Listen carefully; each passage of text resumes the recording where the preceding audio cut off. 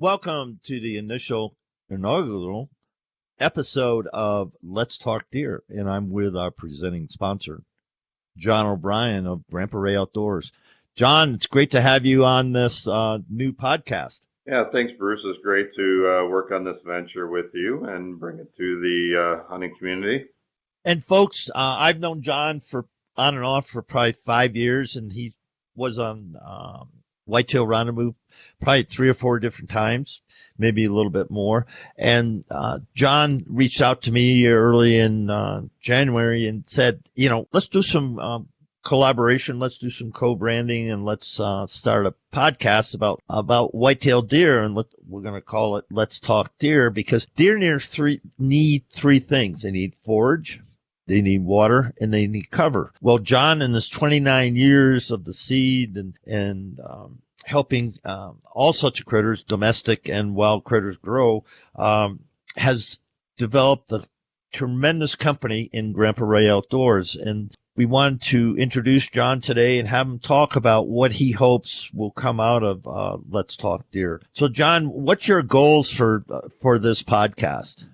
Yeah, Bruce, the goal for this podcast is to bring as much information from as many different sources as possible.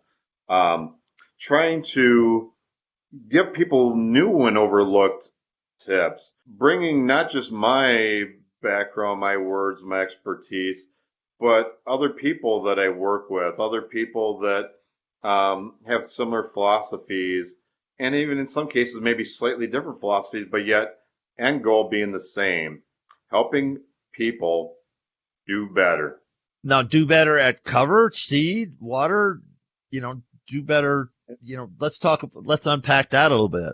Yeah, so what I'm going to cover is what I do best, and what we hope to have with this is bring on guest speakers, people that are foresters, that are specialists in the tree area, bringing on people that are a little bit more fluent into the warm season grasses and bedding cover, myself covering soil and forages, bringing on guys like Art Helen who are also really good with TSI work, water specialists, guys like Zach Haas, some of these guys that you've interviewed in the past, bringing on people to speak at what they do 24/7, 365 days a year.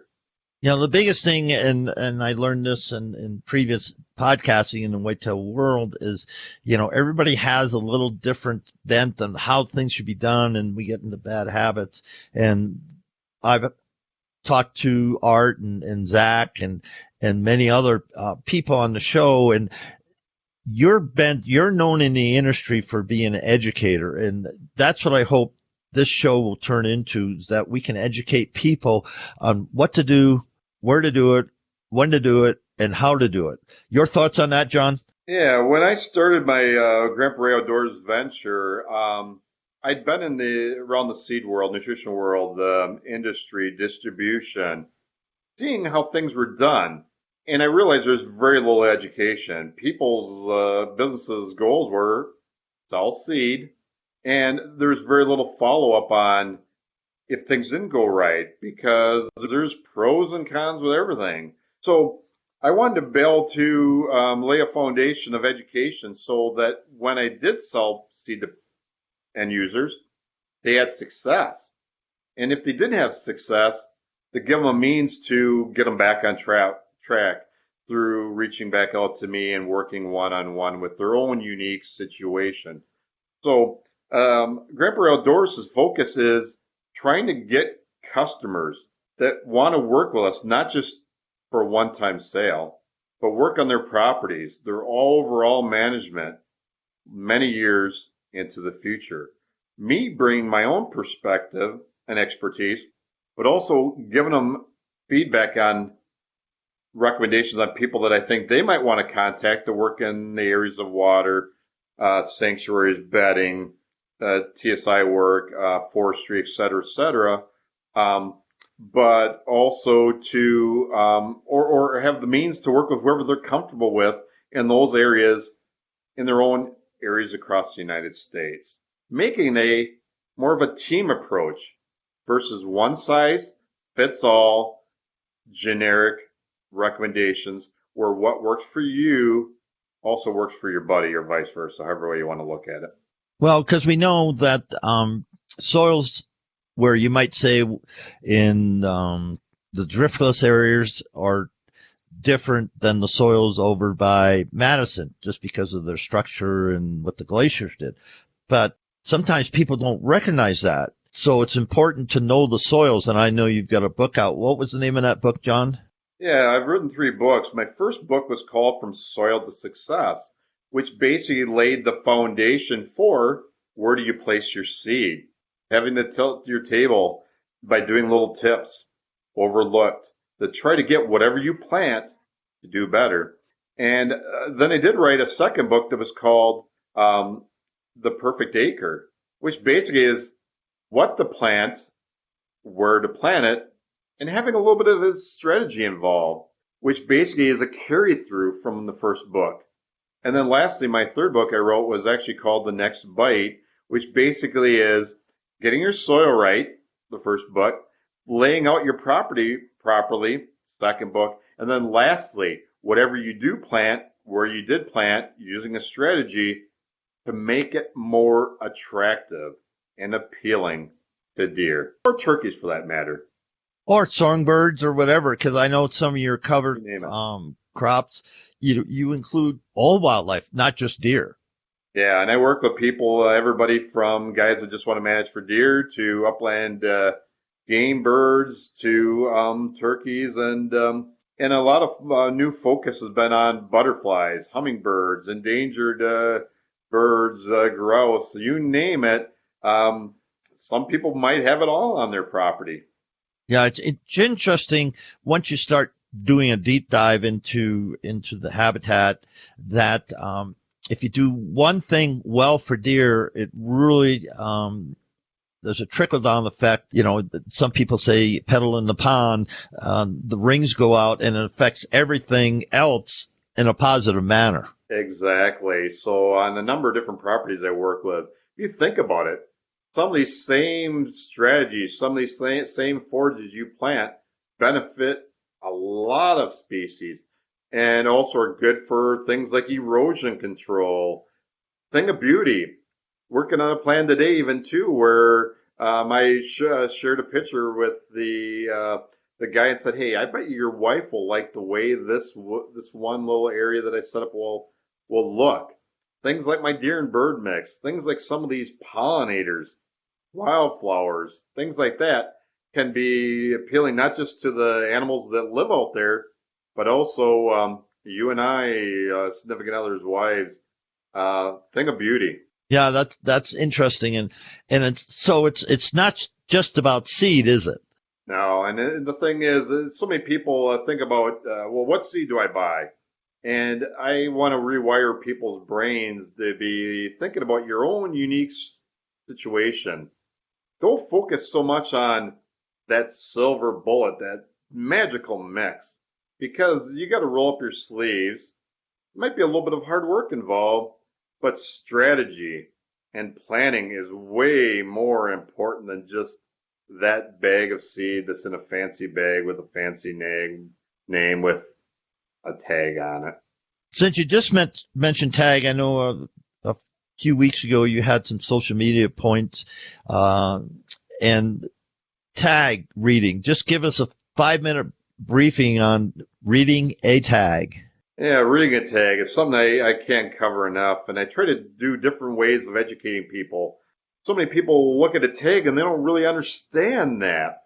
Beyond that, okay, we do get, 90% germ count is more than 80% germ count. We get that if there's very little weed seeds compared to more, I mean, we understand that. But on a tag, and some of these mixes, people don't understand that whatever the percentages are, that does not mean that's the percentage of what you're going to be viewing as it grows on your property. Case in point, some of these mixes, I have a mix that actually has 45% triticale in it, but the end result is only about 6% of that final stand percentage being grain, because seed size matters. Oats, wheat, barley, rye, most of those grains require 100 pounds of seed per acre for a full stand. Clovers could be as low as, 6 to 8 pounds per acre.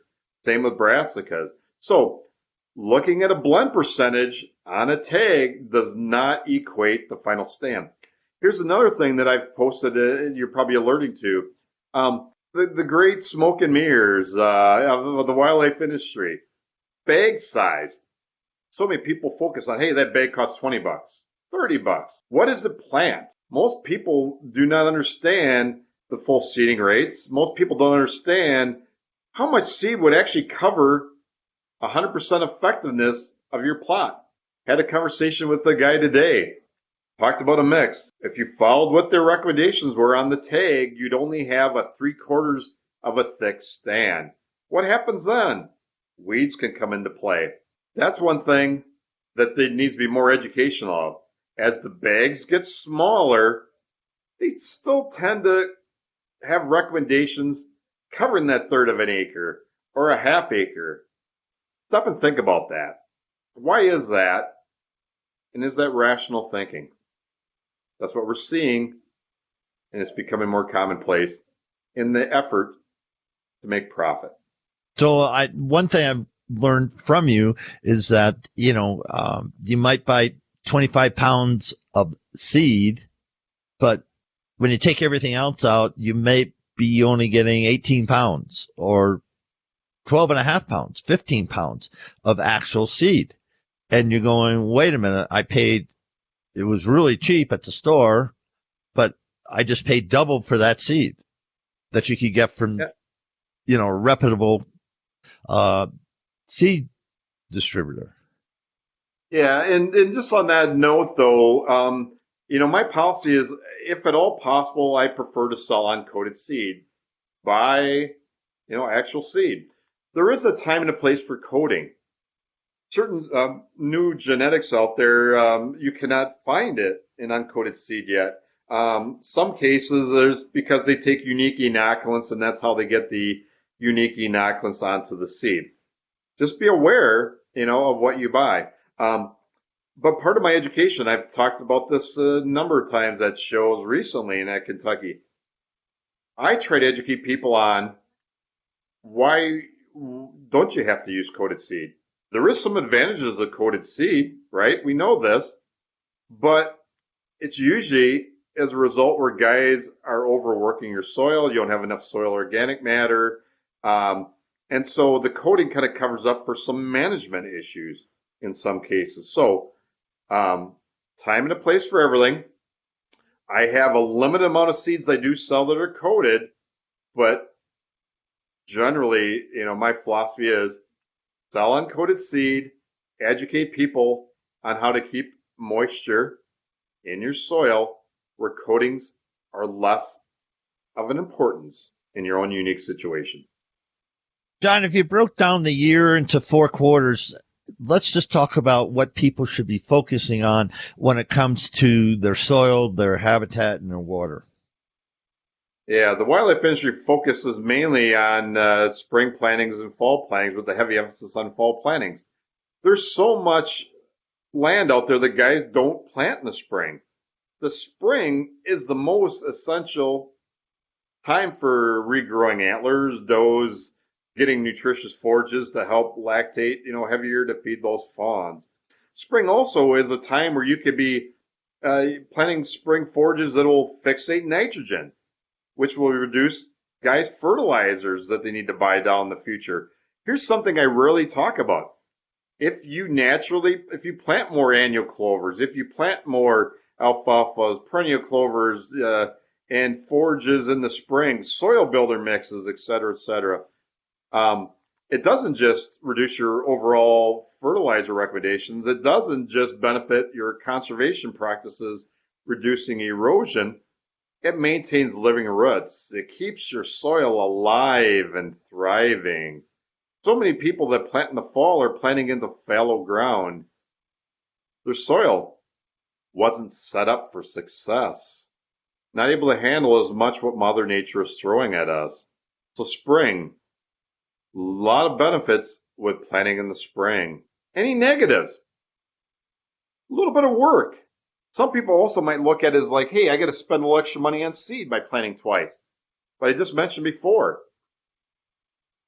a soil builder mix, a three-way annual clover mix I sell, planted in the spring. You could be fixating 150 units of nitrogen. That could replace 300 pounds of urea. You might not have to put as nearly as much nitrogen down in the fall. What you spent on seed, you can save on fertilizer. Something very few people think about. Just wanted to throw it out there.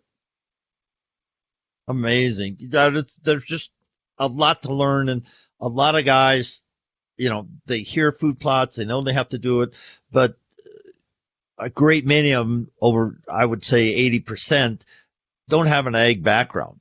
They bought a 40. The 40's been in the family forever. I think of Wisconsin. I'm fortunate to hunt a farm. So Eddie knows what the heck he's doing and has been doing it for, that farm's been there for over 100 years.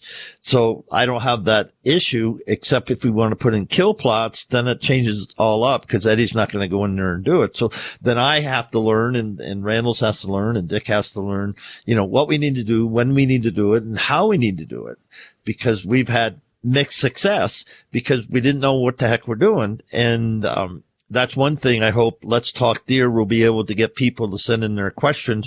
Just like today, if you have a question you want John or me to answer, reach out to us at Let's Talk Deer 2020 at gmail.com. Again, that email address is Let's Talk Deer 2020 at gmail.com.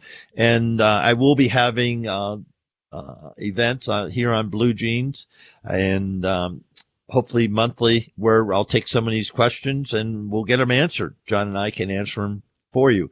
Or some of the other experts you talked about, Art Helen, and who's a good friend and knows a heck of a lot about hunting deer.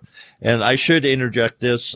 It isn't just about seed and cover and habitat improvement. I'm going to talk about hunting whitetails, which I've done for 54 years. So I know a little bit something about it. That's for sure. When you think about reaching out to you, John, where can people reach you? Yeah, the best ways is to drop me an email at O'Brien which is spelled OBRIONAG at gmail.com. Cell phone number 608-235-0628. Best is 8 a.m. to 5 p.m. Central Standard Time. People can check out the website, www.grandparayoutdoors.com. Got blogs on there, have a lot of videos. Some of your old podcasts where you interviewed me, Bruce, could be found on there as well. And look forward to helping people any way that I can. And look forward to this moving forward in the next rest of 2020. He also does have a Facebook page at Grandpa Ray Outdoors. And then, let's see, Instagram. What's Instagram? O'Brien Ag, right? That O'Brien Ag on Instagram. Right. So that's how you can reach out to John to do that. So John, let's go back to the 4 seasons. What should I be doing right now on the land that I have to enhance my herd? Yeah, no matter where you are across the United States, there's no bad time to lime. And guys have had soil samples back, low pHs. Even if you're going to be maintaining your pHs by spreading that 400 pounds of pellet lime per acre per year to maintain, you can do it now. There's some benefits with now. If you're using egg lime, it takes 6 months or more to effectively kick in. Pellet lime, a couple months. So if we're looking on the calendar, we want to be planting our spring plots and our pHs, whether they're low and we need to raise or they're needing to be maintained. Think about spreading now, as long as there's not too much snow, as long as you can get out there with your four-wheeler, spreader, egg limer.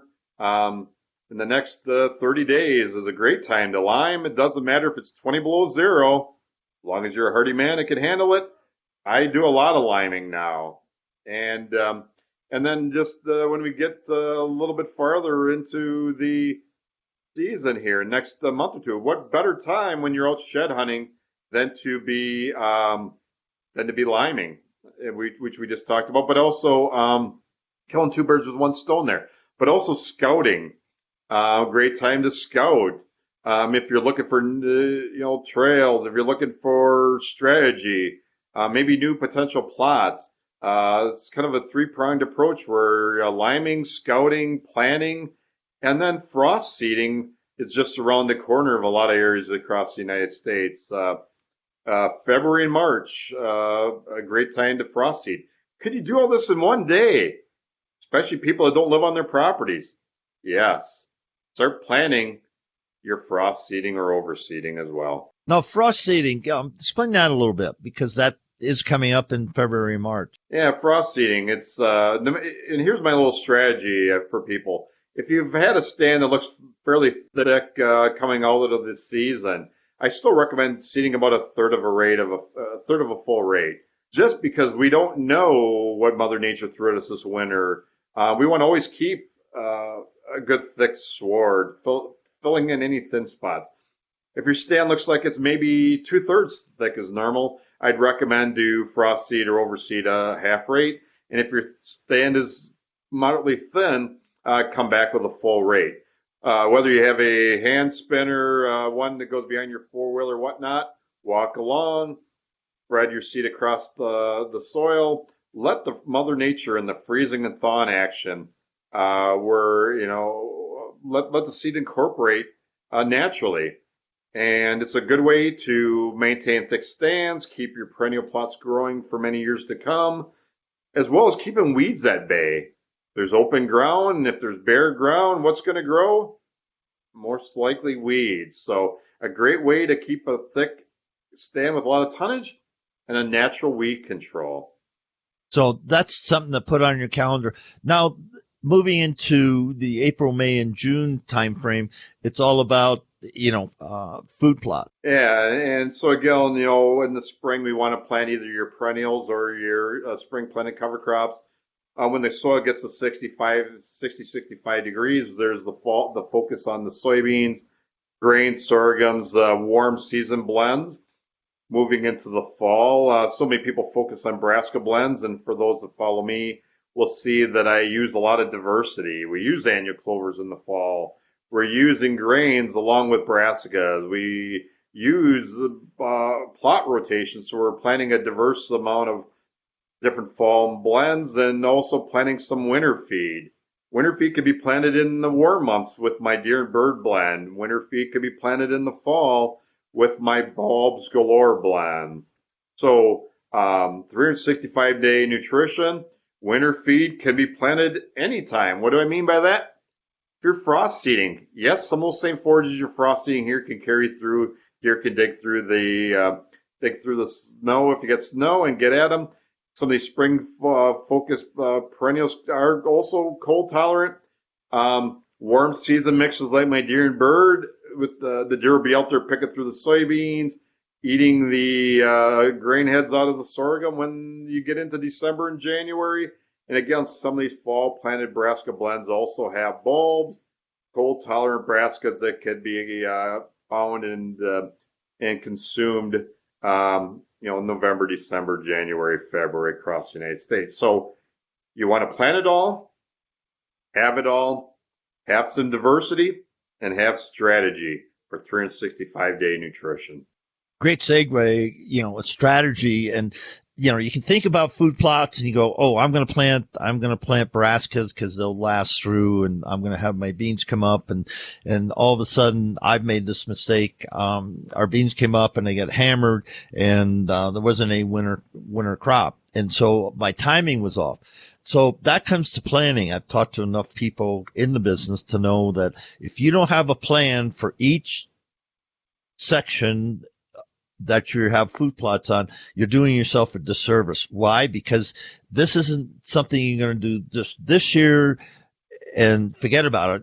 Even if you put in perennials, you want to have rotation. You want to have what kind of yields you're getting per acre. It's a blessing that you can put up everything you have, and you can use Google Maps and other services to actually plot out, okay, I've got this, and it's on the north side, not the south side.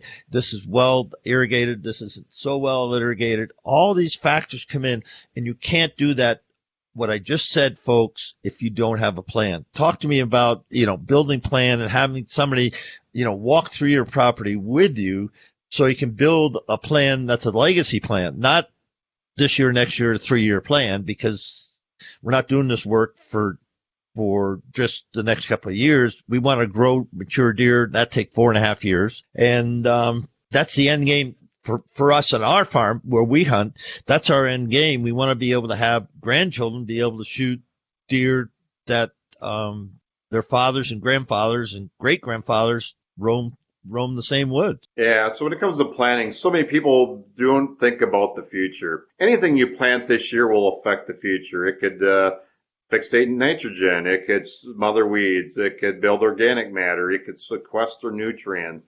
You got to think about plant diseases. There's a number of different factors at play that most people overlook and most wildlife companies overlook. I believe in sustainability. I believe in the future. I believe that having short-term success in lieu of long-term is a bad decision. You could have a great looking plot or multiple plots for a year or two, and all of a sudden year 3, year 4, whenever it is that you've mined the soil, you've had root rot, you've had plant diseases, you've had issues that have arrived because of your lack of forethought, could affect your plan long term. What happens if you don't hold soil and you have erosion? Topsoil runs away, so you're basically left with subsoil. Reach out to me and say, hey, John, now what do I do? Now you got a major problem.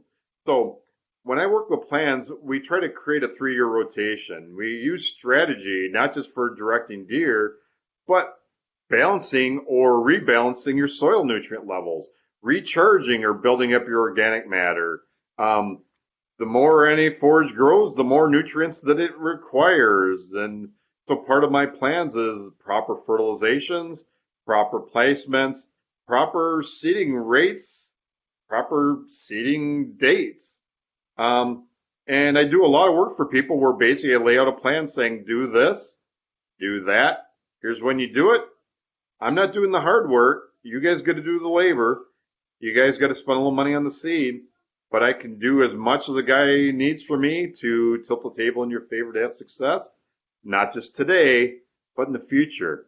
And with so many guys out there where their soils are imbalanced, huge amount of food plotters don't have properly balanced soils. So in an industry where people want to rush out to plant that perfect plot, that perfect plot might be different than what a guy originally thought, because we need to consider your existing soil conditions and what is our goal? What direction do we need to go to make it successful many years to come?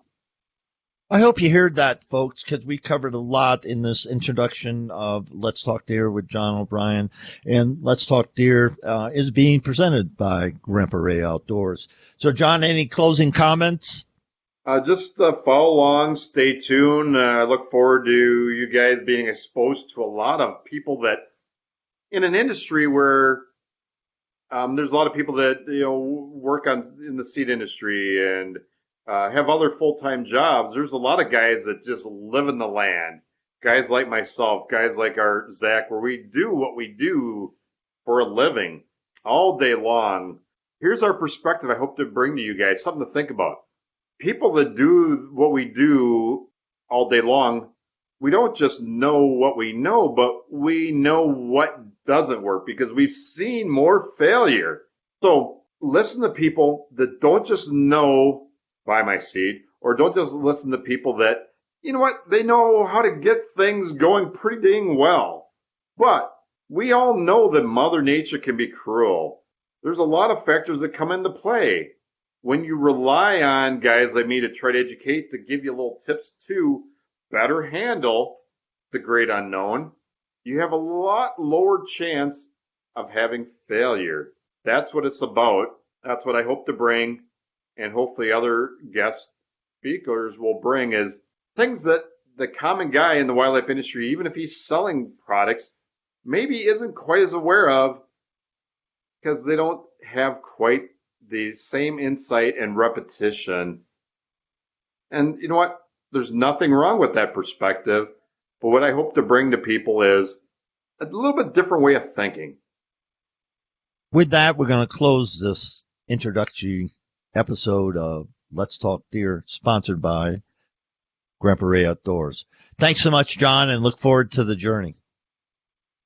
Thanks, Bruce, and have a great rest of the winter out there.